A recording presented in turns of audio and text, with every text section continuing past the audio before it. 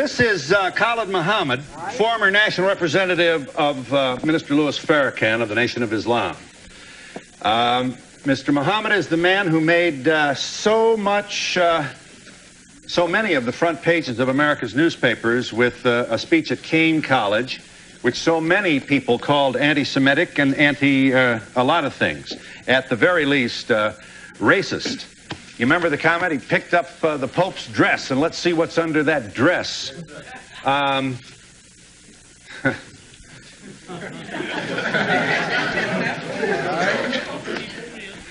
Here's what you said about Colin Ferguson, the man who shot a Jamaican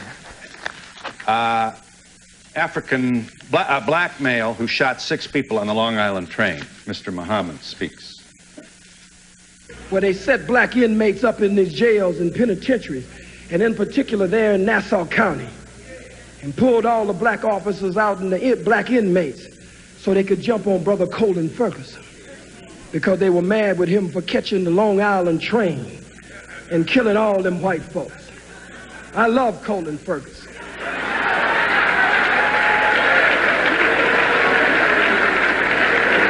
I have no official position, so I can say I love him. You love a man who randomly killed 6 people on a commuter train? I love Colin Ferguson just as much as the masses of white Americans love General Schwarzkopf, General Westmoreland, General Patton, General MacArthur, and Eisenhower. America awards her killers, and they get ribbons and stripes and bars. I'm sensitive to the pain and suffering of the loss of life on that train, but I'm one of the rebellious slaves. And so when black people stand up out of pain and suffering and frustration, I understand after 500 years. You also... You talk about the response of some African Americans to, for example, the book which attempts to prove that the Jews are involved in the slave trade. I'd be happy to let them see that. You talk about when white folks can't defeat you, you said in your speech at Kane, they'll always find some Negro, some boot-licking, butt-licking, buck-dancing, bamboozle, half-baked, half-fried, sissified, punkified, pasteurized, homogenized nigger that they can trot out in front of you. I would ask you, Mr. Muhammad, is Jesse Jackson a boot-licking, homogenized nigger? To the best of his ability, I believe he tries every day to do that. Here you are mocking Jesse Jackson at a speech, I believe this is Howard University. Roll the tape. Oh, boot-licking, buck-dancing, scratching, shuffling, messy Jesse Jackson. You keep.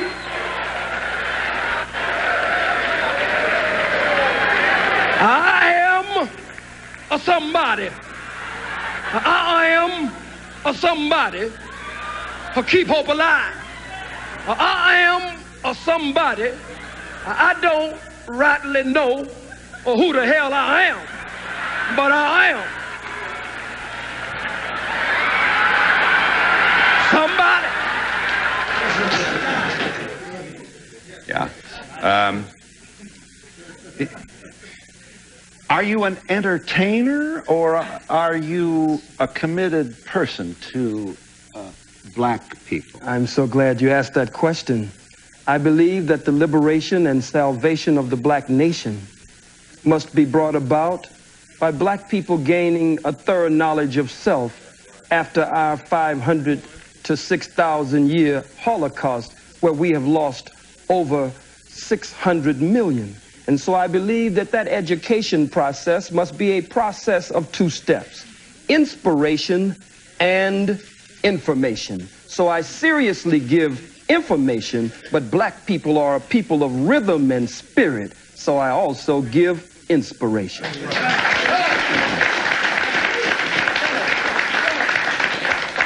From your speech at Kane College in 1960, Chief Luthuli, the head of the ANC, received a Nobel Peace Prize, you reported to your audience, reminded them, for nonviolent struggle. Yes. Just like Mandela just received it with F.W. de Klerk. How could you stand with your oppressor and your enemy and receive the Nobel Prize for nonviolent struggle? You do not support, then, Nelson Mandela's strategy in the struggle to free black people in South Africa? Let us first of all be very clear here, Phil. Nelson Mandela is my brother. So he is Jesse a member Jackson. of the family, and so is Jesse, and Jesse is a very brilliant man. We just want him to return home and stop being used by the enemy and the oppressor against his people. Now back to Brother Nelson Mandela. And certainly we can never mention Nelson without mentioning Winnie Mandela. But Nelson Mandela's attempt at a multiracial government in South Africa after the murder of men, women, children, and babies, and the rape of South Africa, a criminal settler colony that has been established like Israel there in that part of the world. I cannot go along with one man, one vote. Let me say why. If someone broke into your home, Mr. Donahue, and actually bum-rushed your home, and Black Boot stomped your door down, and came in and robbed and raped everyone in the household, and was able to take the wealth of your home and parlay it into an empire. This is an invader. This is an intruder. This is a murderer. This is a burglar. This is a criminal. So you have no responsibility to share your home with them after they broke in and committed the crimes that they did. You want... You said about South Africa, we give him, that is to say, white people, 24 hours to get out of town by sundown. That's all. If he won't get out of town by sundown, we'll kill every white that ain't right that's in sight in South Africa. We kill the women, we kill the children, we kill the babies, we kill the blind, we kill the cripple, we kill them all. We kill the faggot, we kill the lesbian, we kill them all. You say, why kill the babies in South Africa? Because they're going to grow up and oppress our babies, so we kill the babies. Are you seriously presenting yourself as a man interested in the future of your people with this kind of rhetoric? I'm just as interested in the freedom of my people as I am in the self-determination or the Kujichagulia, self-development, them being self-defining, self-respecting, and self-defending. If the white man has killed millions of our people, and you cannot deny the undeniable and indisputable and irrefutable truth, fact, proof, and history of their bloodshed there in South Africa, I said it would be merciful if they would leave. I don't agree with a government, a sham government. No man walks out of prison after 27 years and becomes the president unless there's a script and a plan behind the scene to remove the economic sanctions from whites in South Africa, but no real plan for redistribution of the wealth. The Oppenheimers, the De Beers, and others there sucking the blood of our people. So I said, be merciful. Give them a period of time. 24 hours. Truman gave the Japanese a period of time, but when they didn't comply, he dropped the bomb on men, women, children, and babies. I make no apology for that statement. I believe that the invasion of South Africa was an act of unprovoked war. One nation against another nation, and nations must fight for the self-determination. They had no business there, Mr. Donahue. Yes. Would you like to see Aristide return to Haiti to his rightful, duly elected position as president? From what I have learned and studied of President Aristide, from what I can see and those I've been privileged to talk to who are close to him, he appears to be a very sincere man. He appears to be a man who really loves our people there and wants to see our people breathe free and correct the problems that colonialism and other disruptions is very definitely at the root of. However, Phil, I do not want to see my beloved brother, President Aristide, returned to Haiti by the power of a Bill Clinton. Because if Bill Clinton can help to return him there, he will always attempt to be the puppeteer who will pull the strings and try to dictate to my brother how he should carry out the affairs of government there. Your comments appear to bespeak a political position in which you have no interest at all in reaching out and hoping and working for a multiracial community of harmony and peace. Am I correct in saying you have forsaken that ideal? My arms are tired, Phil. We've reached out for 500 years. Too late now. We've faced tanks. We've faced water hoses and cattle prods. Vicious dogs bit the breast of black women off in those protest marches of the civil rights movement. Vicious four-legged dogs sicked on us by two-legged dogs, bit into the groin and the private parts of black men, women, and children. So, Mr. Donahue, I believe that the white man is absolutely disagreeable to live with in peace, and that no one has been able to get along with him nowhere on the face 196,940,000 square miles of the planet Earth. And so you will continue this rhetoric. You will continue and action. And action. Action. What kind of action? Strategy to affect what in the United States of America? Let's start with us. No wise general sits with a representative of the opposition to discuss battle strategy and battle plans before the entire world. I don't think that would be wise. But the mission of the most honorable Elijah Muhammad and the mission of my spiritual father, the Honorable Minister Louis Farrakhan, whom I love very much, and I want to be in that number when he takes 1 million black men to Washington, D.C. to call for reparations and justice. Their work is a work of liberation and salvation. Their work is a work to raise the mentally and spiritually dead black man and woman after we have been robbed of our names, our language, our religion, our culture, our God, our folkways, mores, and robbed of a power, the power of our own being. Lift up the Pope's skirt to see what's under there. This is high school stuff. Words like faggot. It's an immature sort of failure to really get out of the old Beavis Butthead kind of environment. Certainly you can't be proud of this kind of language that you use. Well, if it is high school, then faggot? The Bible, listen for a second, the Bible speaks of lifting up the skirts of the garment. Oh, I'm surprised that you feel. It's a metaphor. It's symbolic language. I'm not at all interested in what is under the Pope's clothes. I'm not into that. It's a metaphor.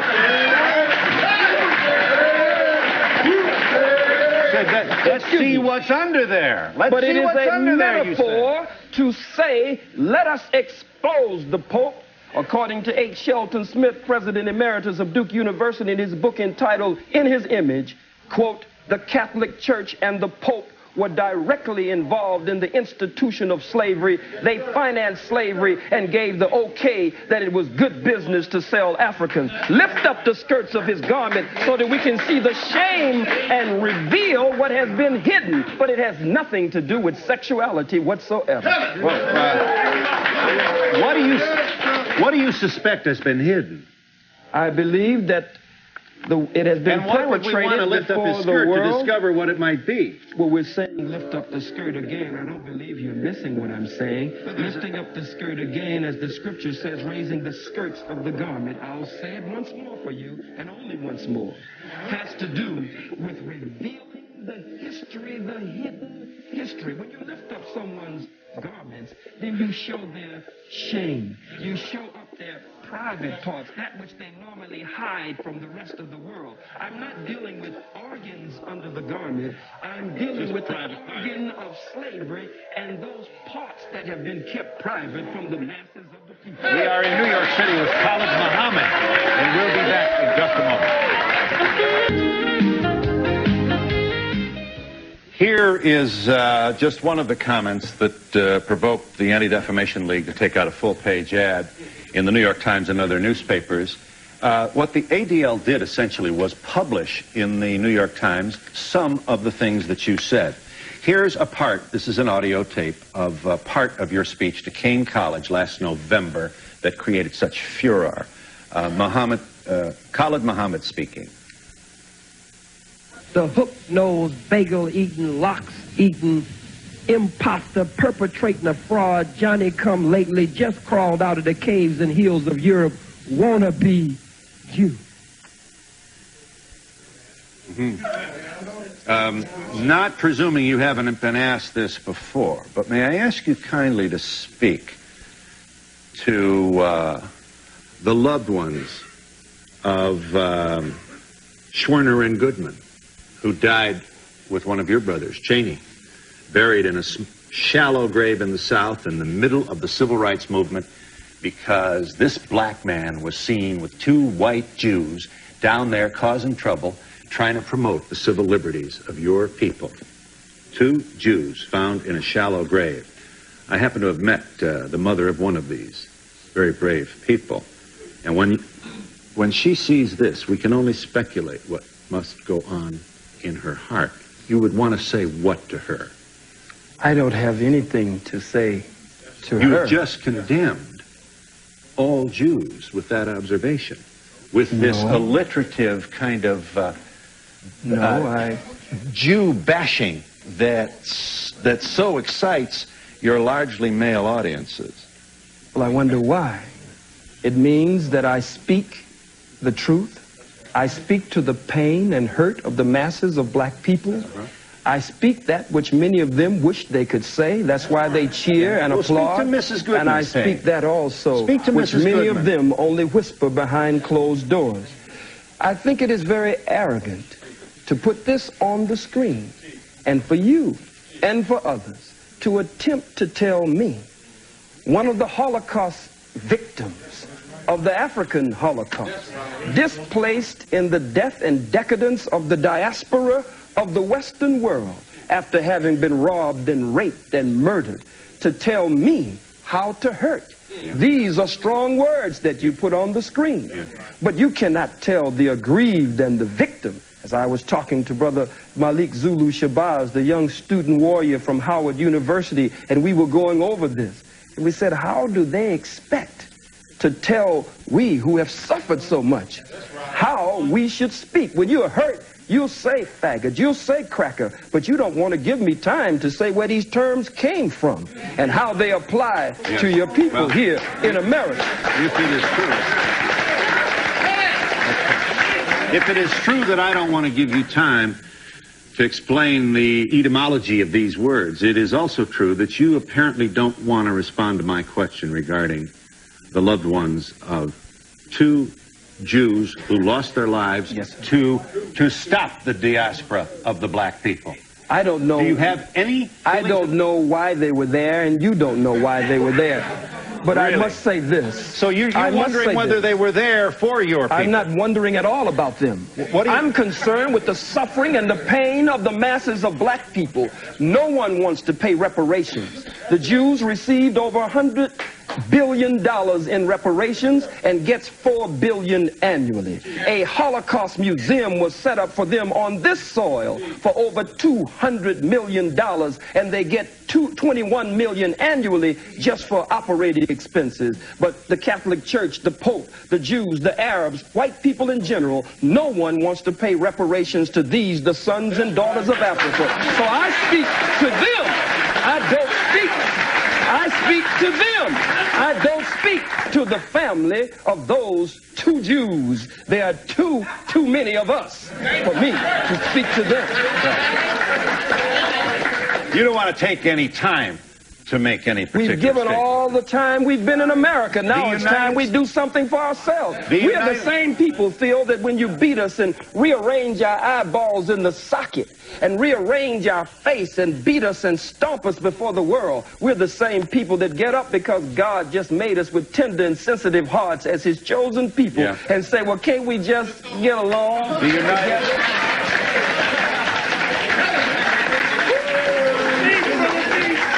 The United States House of Representatives, in an unprecedented action.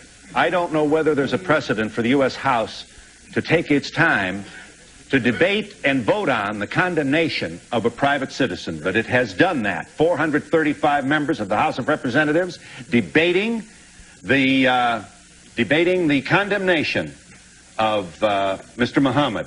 Here are two members of the House on opposing sides. Calling for the censoring of Mr. Muhammad is Congressman Lantos, followed by Congressman Abercrombie, who makes a statement in behalf of free speech. Watch this, House of Representatives. On November 29, 1993, at Keene College in New Jersey, Mr. Khalid Mohammed, a senior representative of the Nation of Islam, delivered an outrageous and violent attack on the principles of racial, religious, and ethnic intolerance. His attempt to incite violence by preaching bigotry and hatred must be swiftly and forcefully condemned by this body. Governmental sanction against any speech, objectionable as it may be, is always suspect. The Constitution has proven to be our strongest safeguard against the Mohammeds of the world. Let us respect and revere the Constitution of the United States and vote down this resolution. Congressman Abercrombie's position did not carry. The final vote by the House of Representatives on the matter of condemning Mr. Muhammad was 361 yea, 34 nay. You have, sir, been condemned by the United States House of Representatives. I assume you are flattered by that action.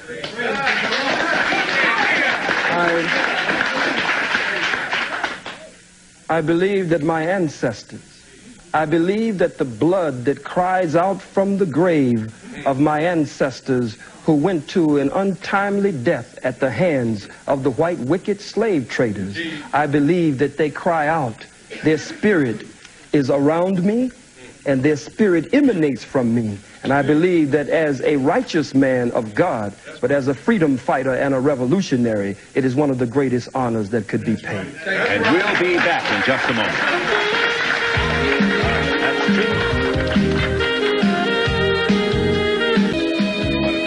Yes, I have one question for the white audience that's watching this. A lot of times they ask, what can they do to help this situation? And I feel that they should go over to their people and represent this issue the same way this brother puts his life on the line for us. They should be doing the same thing, because otherwise it's going to be a one-sided view. They need to reach their people as well. Yes. What I'd like to know is, what do they say to the KKK, the skinheads, the Nazis?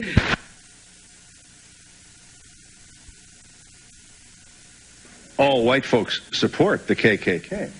Well, enough of them do. Yes. Nobody says anything about, nobody disputes the facts or his facts. His facts are right and exact, and no scholar will debate Dr. Khalid, because Dr. Khalid is right. I'm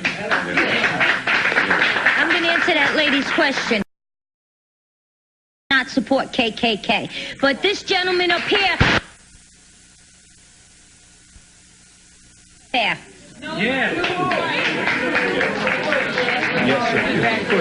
Yes, my thing is, if what he's saying is not true, let's bring somebody forward to prove him to be a liar. Muhammad, can you please tell me why it's blacks who are killing in Rwanda and other places? And can you please tell me why from Haiti, blacks from Haiti are just risking their lives to come here to the United States of America? I'll tell you if I get a chance. Black people have been robbed, as I said earlier, of a knowledge of self.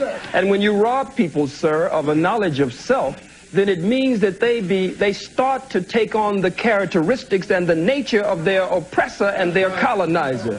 And his mind, by automatic, systematic, remote control, rules in our people. He gives them the guns and the weapons and the drugs and the alcohol, the way you did our brothers, the red man and the red woman, brothers and sisters, the way you did our Latino brothers and sisters, and then you pit one against the other and then say, look at what these people are doing.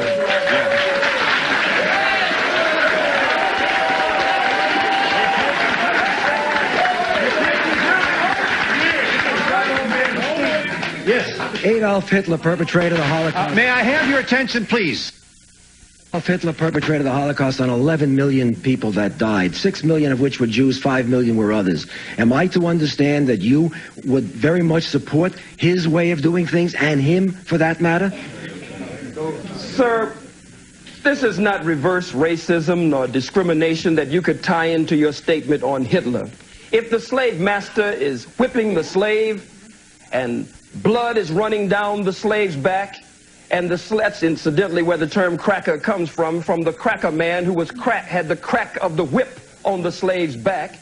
But if the slave takes the slave master's whip from him and starts whipping the slave master with his own whip, that is not reverse racism, that is not reverse discrimination, that is the slave getting out from under the yoke of bondage and oppression. I don't advocate what Hitler has done before the world.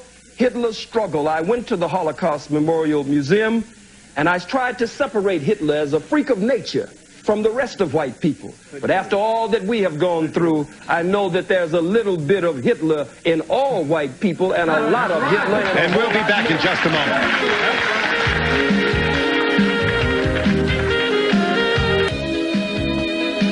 Sir, you wanted to say? Yes, to the Jewish brother up there. Well, not brother, but the Jewish man. What about Goldstein, who slaughtered 39 Palestinians and became a Jewish hero? Publicly, rabbis said what about the fingernails, Dr. Khalid? Said that the rabbis said that the fingernail of one Jew was worth more than all of the Arabs in the world. And the New York Times ran the lead story with the photo showing the Jews filing past his grave. Yes. They not only called him a hero, but a saint. Yes. May I make this point, Mr. Muhammad? The atrocity perpetrated by Goldstein was roundly and publicly condemned by the entire leadership of the Jewish community in America, as well as the leaders of the state of Israel. Let me ask you this. They publicly condemned that action, and I can't even get you to look into the camera and convey even the remotest notion that you have in your heart some love for two Jews who died trying to save black people in the South. I speak of You cannot get me to look into the camera and do that. Yeah. May I ask you to kindly speak to that? You cannot get me to look into the camera and show love for two Jews. I don't even know them.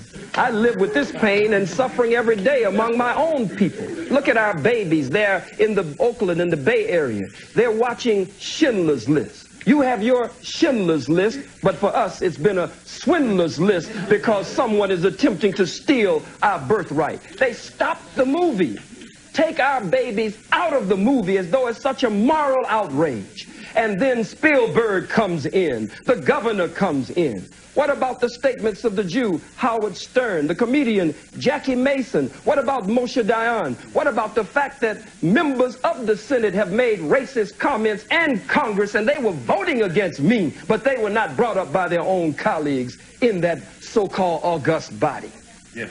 Hello. What I'd like to point out is, just as you said that you can't judge all black people by one person, you can't judge white people by just Hitler. What you have to realize is that we're in a diverse nation, which is America, and we have a lot to learn from everybody in this room. I feel I do, from all black people, all white people, and anyone else who happens to be in this room with me. America's the first nation. Briefly, sir. Yes, sir. Mr. Muhammad, could you please tell me, does Islam believe in Judaism and Christianity? And under Islam, are Jews and Christians are people of the book. Do you believe that? And further, do you believe, sir, that one people and one book sent by the same one God? And you referred to the people up front that they are your brothers. Is it possible, Mr. Muhammad, that I am your brother also? And is it also possible that we are brothers truly responsible for each other? Is that possible? The Holy Quran says that the messenger of God believes in what has been revealed, and so do the believers. And I am a believer. In Islam, we believe in one God whose personal and proper name is Allah subhanahu wa ta'ala. And that one God, we believe, sent all the prophets and the great ones in the great line of divine, and we believe in all of the revealed scriptures. I don't know you, sir. I could feel that if you were attempting to live according to the law of God, then you might be my brother in the faith, but not my brother by nature. Mr. Muhammad, are you aware, Mr. Muhammad, that the courts-martial system on or about or in or about World War II condemned many black sailors for their involvement in handling munitions, where many of them died as a result of their handling these munitions? Would you believe, Mr. Muhammad, that the Jewish war veterans that I'm proud to represent took this issue on, and we have condemned the United States Navy as it relates to the deaths of these sailors, and we have condemned them for their continuance dishonorable discharge of these black sailors? I ask you, Mr. Muhammad, what have you done on this specific issue?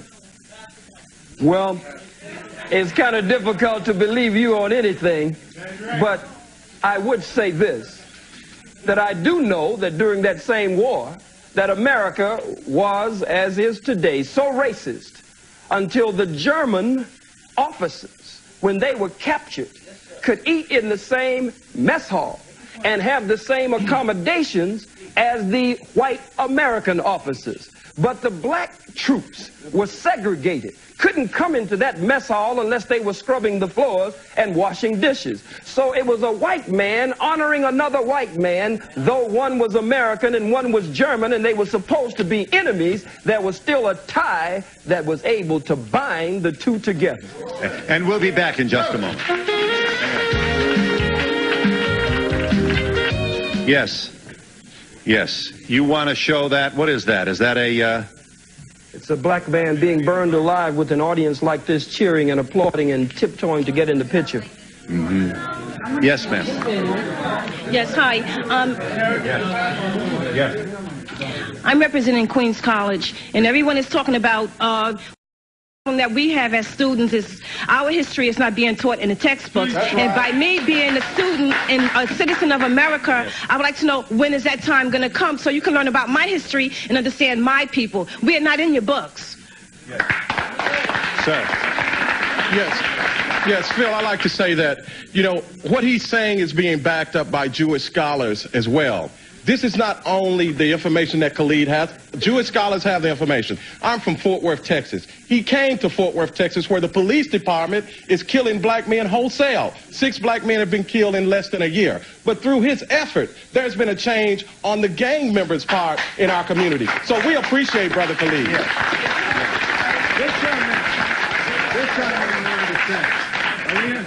Yes, sir. Being an educated college person, I see that you can always bring up events like this, that where people have been killed and mass murders from all people. Let's learn off the past and not make high school comments like yours and put down Hitler-like manners and try to form peace and learn off the past and fund the future. Sir, you wanted to say. Sir. Right here. Yes, sir. I'd like to see us lay to rest this whole notion of anti-Semitism. The one thing that is an incorrect statement, because the whole idea of a Semites were people who lived in southwestern Asia, including northeast Africa and the Arabian Peninsula, who spoke Ugaritic, who spoke Ge'ez, who spoke Ethiopic, spoke Hebrew, who spoke Arabic. Those are our people. We are a Semitic people, therefore we cannot be anti-Semitic. Ashkenazic Jews are calling us anti-Semitic. We cannot be anti-Semitic because we are the descendants of a Semitic people. Let's lay that to rest. That was a weapon in the hands of the Jews since 1870. They used it against other people, but it doesn't work against people in Northeast Africa. Thank you. Beautiful. Sir, I get it. Let's just on beautiful. I can't believe exactly what I'm hearing. We went to war in World War II to fight for the freedom of speech. We didn't fight for freedom of speech of hatred. Many of our members, I'm the National Commander of Jewish War Veterans, and over 50,000 of our men died fighting for your right to free speech here now. I don't understand why you come out with such hatred. Phil, excuse me, Phil. Yes. Mr. Muhammad. Sir. You make me sick to my stomach with that. Because at the same time that you were fighting, you were not fighting for the freedom and independence of black people. Soldiers, black soldiers in segregated companies lost their lives on foreign soil there, but would have to come back and fight just to get a bite to eat and not have to go to the toilet on the side of the road somewhere in the bushes. So you're nothing but hypocrites, and you won't pull that small-time stuff over on me.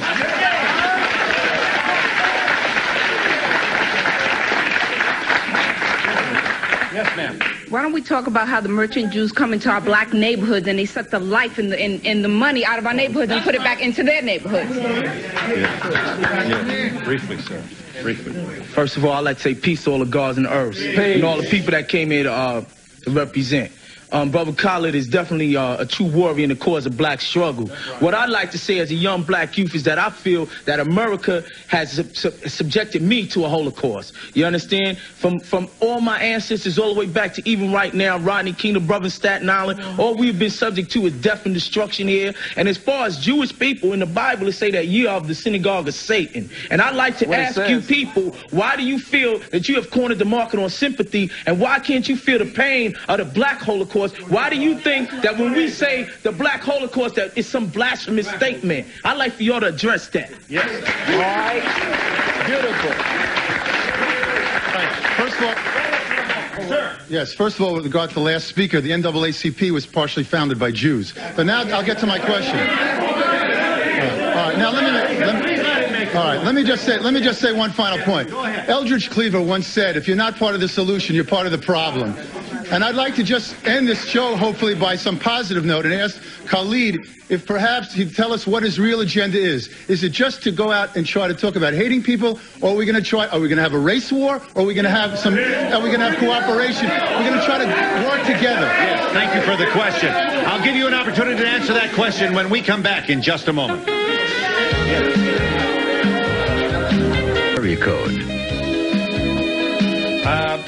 Pursuant to our agreement with Khalid Muhammad, I'm pleased to share this number with you. This is the Black African Holocaust Council 800 number, 1-800-859-0170. I say again, this 800 number is 859-0170, the Black African Holocaust Council. The gentleman has a question of Mr. Muhammad. Are we going to preach hate? Are we going to have a race war? Where are we going, and what would you like to do to promote where you think we should go? We are taught by the Honorable Minister Louis Farrakhan to show courtesy, respect, and kindness, to be polite to all people as long as they are courteous, respectful, kind, and polite to us. But we must look at the fact that we don't teach hatred. Everywhere we go as black people, we face hatred. Look at it. Look at it. Angel food cake, white people say, is white. Devil's food cake, you say, is black. You wear white to weddings and black to funerals. Black ball, black male. You give us a blonde-haired, blue-eyed, pale-skinned, buttermilk complexion Jesus in contradiction to the black Jesus with nappy hair in the Bible.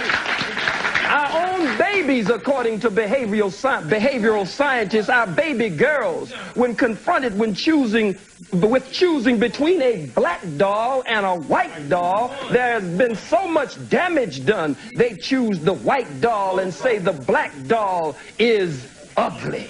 So racism is everywhere, and it's institutionalized. We cannot really be racist because racism is prejudice plus power. Nothing I say up here nor anywhere in the world will impact, stop fronting, will impact on any white folks in this audience, on your job, in politics, in economics, in housing, in the society. We don't have the power to do that, so we cannot be racist. You know what I'm saying?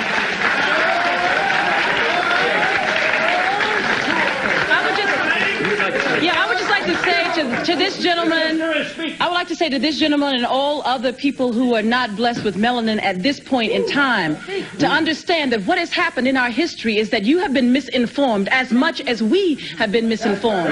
Much of the information that is brought forth, not only from Dr. Muhammad, but other areas, other scholars, are not available to you, as a sister said, in your curriculums that you have for 400 years when you did not allow us to read and write and was being hidden. Whether you, sir, personally did that or not, it was a legacy that was passed on to you. And I end by saying the Holocaust is simply the greatest atrocity on film. Ours was not filmed.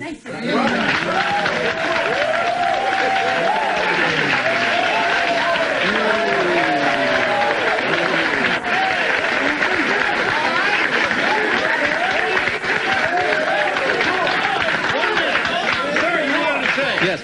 I don't understand Islam. I am a Christian. May I have your attention, please? Certainly. But I am a Christian, and you mentioned Jesus.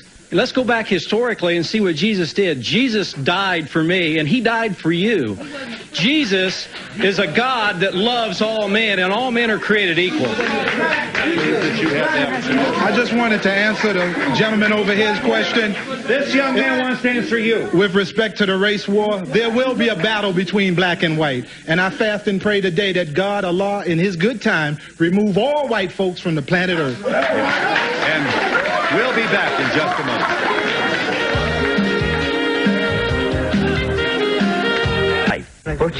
I feel the gentleman over there made an incorrect statement. That really was not necessary. That's all. Okay.